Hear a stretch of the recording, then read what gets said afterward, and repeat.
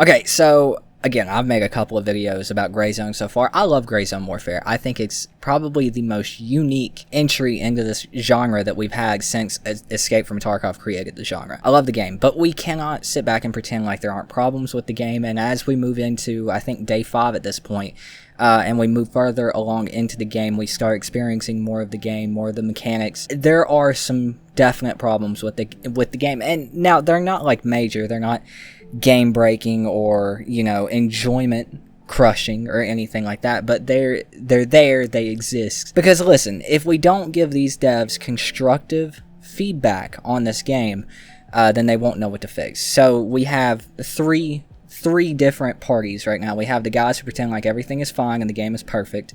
We have guys like me for this video trying to provide constructive criticism, and then we have guys that are just shitting on the game because they love Nikita and Tarkov so much they can't hop off Nikita's winger. And I feel like those guys end up being the vocal minority, so we definitely need to get content, constructive criticism, feedback like this out in front of the devs. So with that being said, let's talk about these issues. So I want to start out with the most obvious one. I don't even feel like it needs to be listed, but I'm going to list it, and that is server instability. I play on US East. I have a gig up, a gig down, and while I don't experience it much, the rubber banding and server disconnects and things of that sort are really rough. Of course, EA, you know, early access, we're day 5, but I feel like this should be priority. It's just one of those minute things that end up being a major problem and ruins the enjoyment of a lot of players who experience it more so than others. I definitely think this needs to be addressed extremely soon. Next up, and this is kind of subjective, right? But this is my opinion. This is my constructive criticism, constructive feedback for Matt Finger Games. I think towns right after the starter area are too small. Bon Pa, way too small. YBL, way too damn small. Hunter's Paradise as well. We're thrown into these high PvP areas right after the starter zone that are just so enclosed. Close quarters combat, PvP out the ass. I think the towns could use a little bit of widening, which obviously that takes time. There's not entirely too much they can do about it except for this next point, right? I don't think quests should be 1-to-1 for each faction, and that obviously, as I said, goes into my last point about towns being too small. We're forced into this PvP, moving into the mid-tier area immediately. So we go straight from the starter zone, which is, you know, a low-tier area, into a mid-tier area that is also filled with huge amounts of PvP, because as soon as you move into Bon Pa, Hunter's Paradise, and YBL, the military bunker, the quests from faction to faction go 1-to-1. You end up with the same quest. So obviously, depending on the progress of each player in each faction, you might not end up seeing a whole lot of people at these places.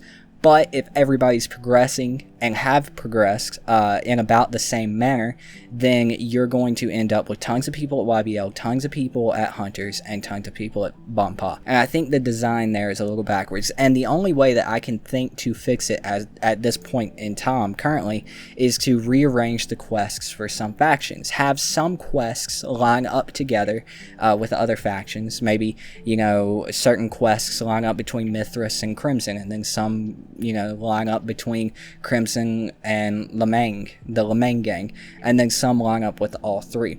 But kind of switched around between the mid-tier areas, because YBL, Bon Pa, and Hunters aren't the only mid-tier areas. We also have the Sawmill, we also have Blue Lagoon, and honestly I think a couple of others. I'm blanking right now. So we could have different quests for those different areas, open up Blue Lagoon a little bit earlier to some players, because it's along the same lines as YBL and Bon Pa. I actually think Bon Pa is more difficult than Blue Lagoon or the Sawmill, and I don't know if that's intended or not. So that definitely needs to be fixed. And that kind of leads us into, I haven't experienced this so much in PvP. We're going to talk about PvP in a second. But I've experienced this a lot with scavs. Something is going on with either the ammo, the hitbox or the hit registration. And I'm leaning more towards the ammo, because if I throw on an M4 and I'm using pretty much any M4 ammo that I want to use, but I primarily stick to M855. That's the one that I use the most because it's been the most consistent. I am dropping motherfuckers in one shot, you know, for the most part, depending on where I hit them. If I hit them in the head, they're going down. If they have on shitty armor and I shoot them in the chest, they are going down. It's great. That works fine. You throw on an AKM with 7.62 by 3.9 US ammo, you are putting an entire mag, sometimes a mag and a half, into these scabs and into players. I said it didn't affect PvP too much, but as I was talking, I remember an instance with PvP where I was using an AKM with US ammo, and I literally put a mag and a half into a guy at Bon Pa, and he still doinked my shit. It was very, very frustrating, extremely frustrating. So I list all three, ammo, hitbox, and hit reg, even though I feel ammo is the actual problem with the game right now. I've also heard and read that 9x19 is having the very same issue, having to put entire mags into people. I've used 9x19 in one situation and it dropped who I was shooting at pretty quickly, so I haven't experienced that one. So yeah, I think ammo needs to be looked into very, very soon. Let me know what your experiences have been with that so far. And that moves us into probably, outside of the video I made a couple of days ago to do with looting, the most frustrating thing about grayzone warfare right now. And we'll start with positive identification. There is none. Every faction looks exactly the same. That makes fighting in this game extremely hard, whether you're running with a team or whether you're running solo, and we'll talk about solo here in a second. Having every single faction look the same, no armband, no different colored uniforms, no nothing, makes it impossible.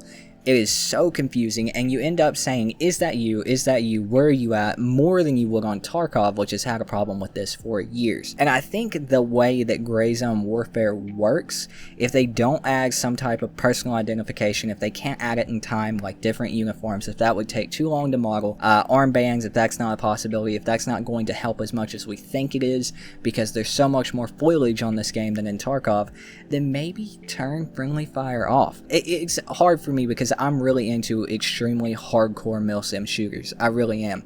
And that is a part of it. If you guys take a corner wrong and one of you ends up behind the other and the person in front's not crouching and your buddy behind you starts shooting, it's hardcore, bro. You're going to get doinked.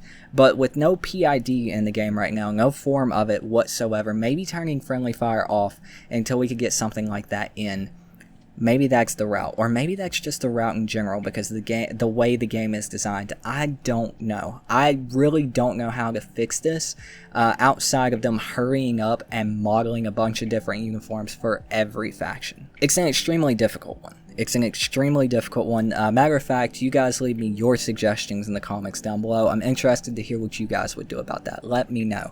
But that moves us into my last point for this video. Solo PvP kinda fucking sucks, and it has so many different levels to it. So as I just talked about, having no PID, rolling into a place where you already have friendlies there but they're not a part of your squad, you're not rolling with them, you just have friendlies in that area, and knowing at the same time, whether you message them in game and ask or whatever, knowing that there are also enemy players in the area as well. It's impossible, dude. It's impossible as a solo. You're gonna end up dying like 8 times out of 10 because it's so hard to identify. You know, it's so hard to identify your teammates from the enemy faction. It's just it's ridiculously difficult. Now, when you roll in with your team together, like you guys flying together or whatever, that's a little bit more easy. But like solo, dude, it is just fucking impossible. Whenever I know I could fly into an area, or I can message someone who's in that area, and if there's a couple of them there and they tell me that there are enemies there as well, I usually just I RTB and just go somewhere else, because I know 8 times out of 10 I'm gonna die in that situation, because I just cannot identify the enemy over my teammates, and they have that problem as well. I could see that. I haven't been team killed yet, but I could see that being a very easy way to get team killed. It's very unfortunate. I think this is a huge oversight, in my opinion, on Madfinger Games to not have PID in the game for the different factions, especially with PvP being an aspect of the game. It's something that needs to get fixed quick, and there's more problems when it comes to solo PvP.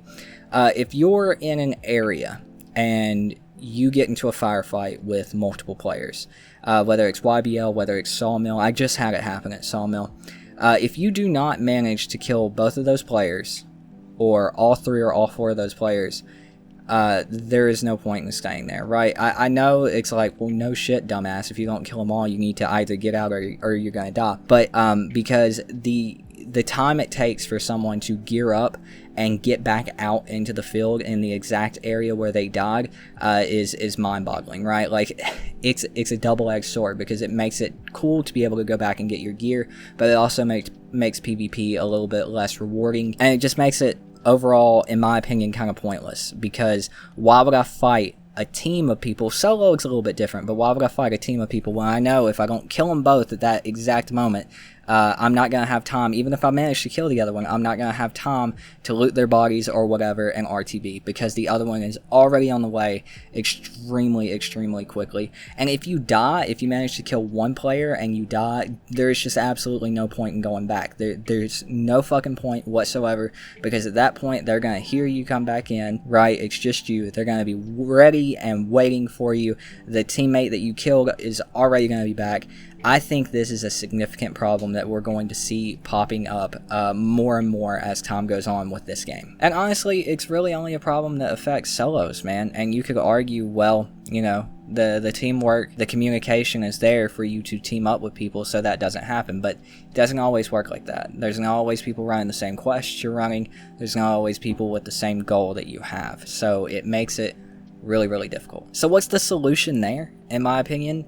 A lot of people aren't going to like this too much, but I think that you should be blocked off from the landing zones around the area that you died for a specific amount of time. Because this game has the opposite problem of Tarkov. It has the same problem, but the opposite problem at the same time. It's weird, right? The way that it works. Tarkov, you don't have time to loot because you're always getting third party, either by other players still on the map or player scavs, right? You don't have time to loot. Getting into firefights kind of sucks. You kill more than one person. You have to loot as fast as you can and get the fuck out. Grayzone has the problem of the same people just keep coming back and back and back. It's a never-ending fight, right? It's crazy to me. But yeah, I think the LZs around the area that you died should be blocked off, the closest ones. If you have to run 600-700 meters, that's fine with me. But I think they should make PvP a little bit more rewarding and a little bit more punishing for dying with my suggestions there. But that's just my suggestions. What do you guys think in the comments down below? That's kind of my list right now on day 5 of the problems I have with the game. I'd like to hear your problems, because obviously we need to give this constructive criticism to the devs so they can get shit like this fixed. They're not major problems. They're not game breaking. Like I said, they're not enjoyment breaking. They're just kind of annoying, right? And the game would be already 10 times better if these problems got ironed out. At least my experience, right? All of this shit is subjective. None of this is objective besides the ammo, right? The ammo is objective in my opinion. That shit needs to be fixed. And probably the PID too. But anyway, let me know what you guys think in the comments down below. That's gonna do it for me, dudes. My name is Tootin. I've been your host, and I will see you guys next time. Peace out.